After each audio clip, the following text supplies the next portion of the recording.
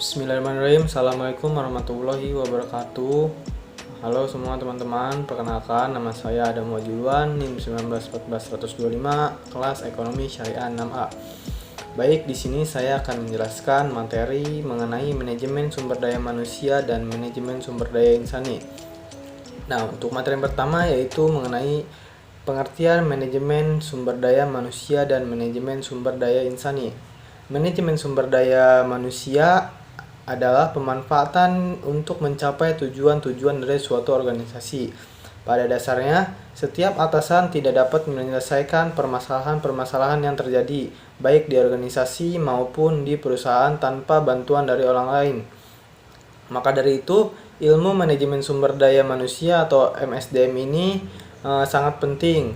Manajemen sumber daya insani atau disingkat menjadi MSDI adalah suatu disiplin ilmu yang mengenai tentang tata cara mengatur hubungan dan peranan sumber daya atau tenaga kerja yang dimiliki oleh individu secara efisien dan efektif, serta dapat digunakan secara maksimal sehingga tercapai tujuan bersama perusahaan, karyawan, dan masyarakat menjadi maksimal.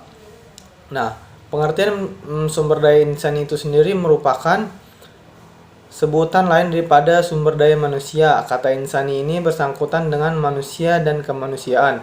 Dalam konteks ilmu manajemen syariah, sumber daya insani memiliki sifat-sifat yang mengarah kepada sifat-sifat Nabi, yaitu sidik, amanah, tabligh, fatonah.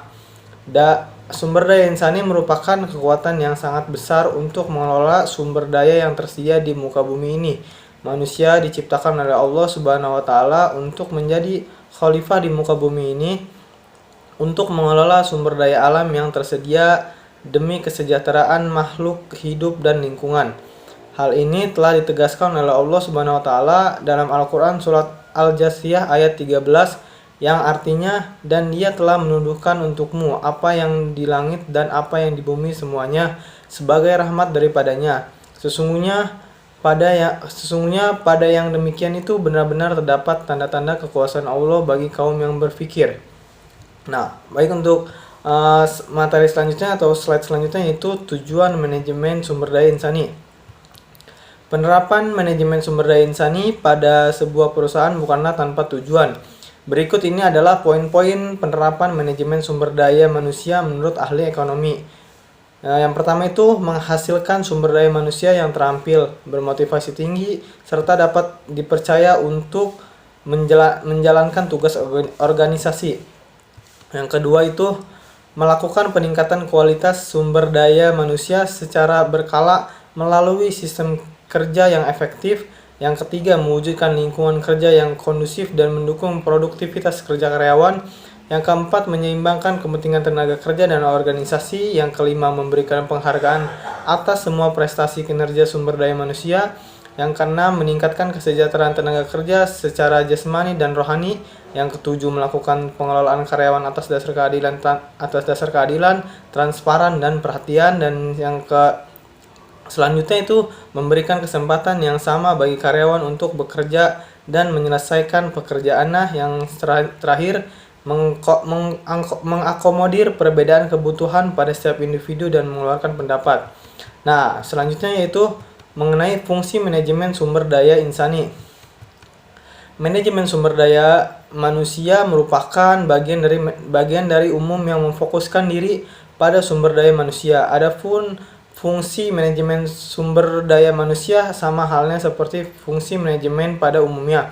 Seperti yang dikemukakan oleh Filippo, menurutnya fungsi-fungsi manajemen sumber daya manusia ada dua, yaitu yang pertama fungsi manajerial.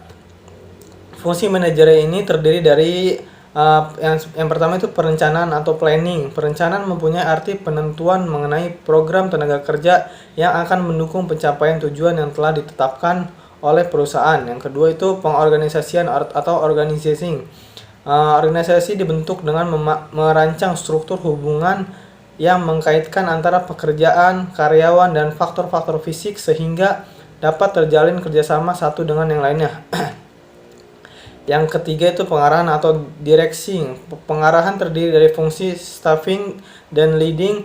fungsi staffing adalah menempatkan orang-orang dalam struktur organisasi, sedangkan fungsi leading dilakukan pengarahan SDM atau sumber daya manusia agar karyawan bekerja sesuai dengan tujuan yang ditetapkan. Yang keempat itu pengawasan atau controlling. Adanya pengawasan manajerial yang mengatur aktivitas-aktivitas agar sesuai dengan rencana yang telah ditetapkan organisasi, sesuai dengan tujuan yang ingin dicapai. Bila terjadi penyimpangan dapat diketahui dan segera dilakukan perbaikan. Nah, fungsi yang kedua itu fungsi operasional. Fungsi ini terdiri dari pengadaan. Pengadaan ini usaha untuk memperoleh sejumlah tenaga kerja untuk yang dibutuhkan perusahaan, terutama yang berhubungan dengan penentuan kebutuhan tenaga kerja, penarikan seleksi, orientasi, dan penempatan. Yang kedua itu pengembangan atau development. Usaha untuk meningkatkan keahlian karyawan merupakan program pendidikan dan latihan yang tepat agar karyawan atau pegawai dapat melakukan tugasnya dengan baik. Nah, yang terakhir itu kompensasi atau compensation. Fungsi kompensasi diartikan sebagai usaha untuk memberikan balas jasa atau imbalan yang memadai kepada pegawai sesuai dengan kontribusi yang telah disumbangkan kepada perusahaan atau organisasi. Nah, baik teman-teman, mungkin itu penjelasan yang bisa saya sampaikan mengenai manajemen sumber daya manusia dan manajemen sumber daya insani. Nah, terima kasih kepada teman-teman yang sudah menonton video ini. Jangan lupa klik tombol subscribe-nya dan like.